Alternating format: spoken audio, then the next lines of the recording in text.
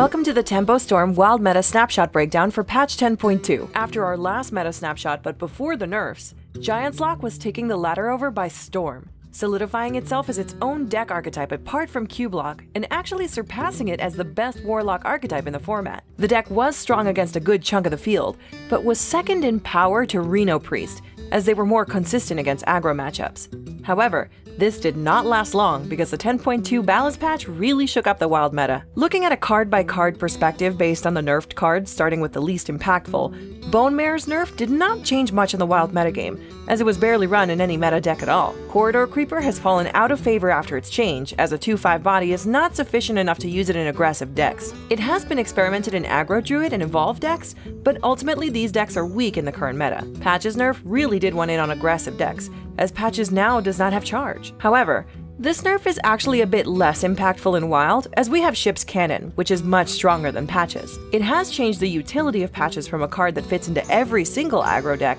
regardless if the deck is themed around Patches, to requiring at a minimum 5 card slots to include 2 Ship's Cannons along with 2 deckhands. Some players are still running Patches in their non-pirate decks, but slowly these types of decks are diminishing from the latter. Finally, the card that affected the meta the most in our opinion was Raza. The changing of your opponent's hero power to cost 1 instead of being free is so dramatic that the deck was almost completely obliterated in Standard. Luckily for us, Wild has Emperor Thaurissan, which allows for your cards to cost 1 less, essentially negating the change to Raza. This impacts your burst potential from the Reno Priest, knocking the deck down from its former glory as the kingpin of the Wild format down to the bottom of Tier 2. This shift in power has left a bit of an empty throne, which has been quickly usurped by Giant's Warlock, which now dictates the way the meta is formed. Similar to how it used to be against Reno Priest, for a deck to be successful on the ladder, it now must be able to kill a Giant's Warlock before they can get a Naga and Giant board swing, or be able to clear this board after it's been played as early as turn 4 when the Warlock has coin.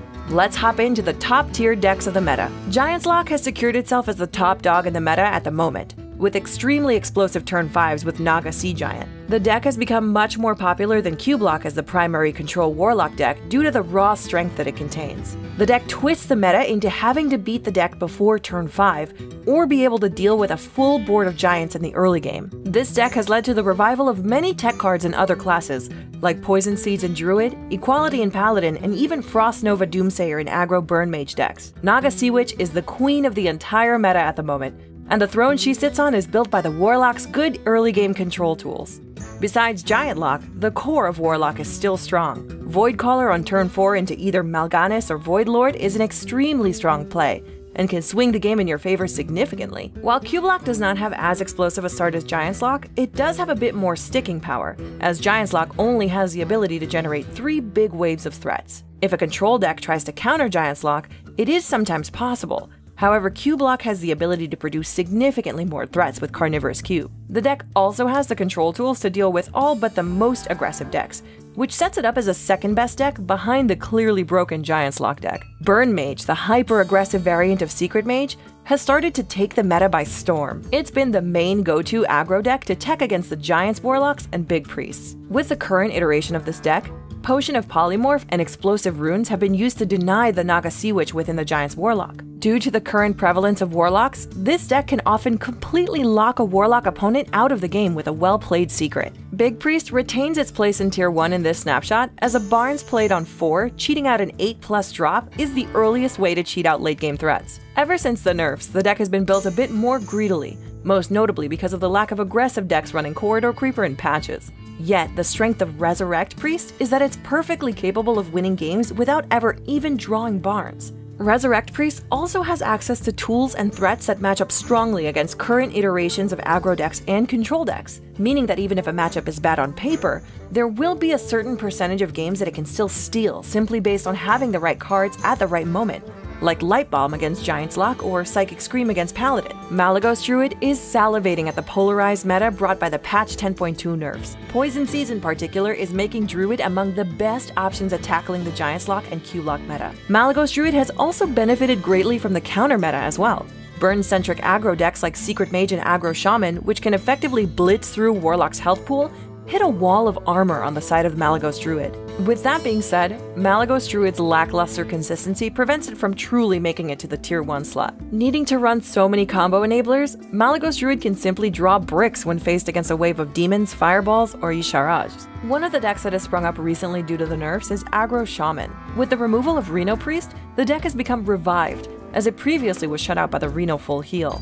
Now that burst healing has significantly decreased in the meta, Aggro Shaman is back as one of the top 2 aggressive decks on the ladder. Aggro Shaman is uniquely armed with cheap silences in Devolve and Earthshock, which allow minions to play around a turn 4 Voidlord without losing tempo. In addition, Aggro Shaman is a burn-centric deck, so even when Warlock is able to clear the board with Defile and Hellfire, they cannot stop lava bursts and crackle from hitting the face. Due to the prevalence of warlocks and decks to counter those warlocks, Inner Fire Dragon Priest has been one of the main decks to go to. It's an archetype that has a favorable win rate against warlocks while still being able to fight for board against mid-range and aggressive decks. That's what makes this deck so strong. Duskbreaker can absolutely steamroll aggro, and the Inner Fire combo is extremely strong and has the ability to kill your opponent from high health. With strong wild dragons like Twilight Guardian and Twilight Whelp, the deck is a step or 2 ahead of its standard counterpart in strength, and is much more efficient in closing the game out quickly. At the moment, the meta is rather polarized with hyper-aggressive aggro decks on one side and Giants Lock on the other. This has led to a new archetype,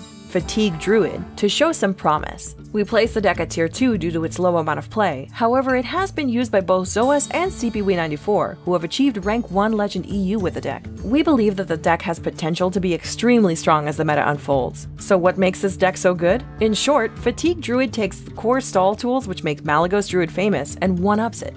It takes out the hand-clogging combo cards for additional pieces of removal and stall, making that stall the main focus of the deck. The win condition? Simply exhaust the opponent of all resources. You run 1 copy of Jade Idol, so after removing all the opponent's threats, you have the ability to put on pressure and win while they're fatiguing out. One of the caveats for this deck is that you need to understand how to manage your resources against any type of opponent. It's very similar in style to old-school Control Warrior, in the sense that you may leave up an opponent's board to get more value off of a clear. You need to be familiar with the most up-to-date deck lists, as knowing what you need to save your naturalizes for can be extremely important in a matchup, similar to how Control Warrior used to save its shield slams and executes. If you can stand the long games, this deck is an absolute meta breaker, as Poison Seeds turns our opponent's demons, giants, and Ragnaroses into treants.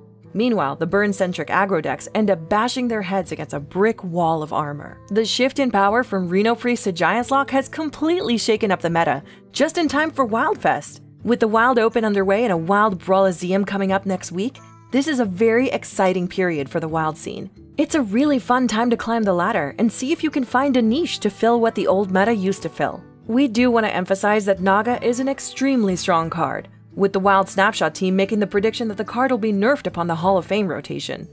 What do you think? Let us know in the comment section below. Be sure to like this video and subscribe to our channel as the Tempo Storm Meta Snapshot and YouTube teams continue to provide you the latest developments. Thank you for watching!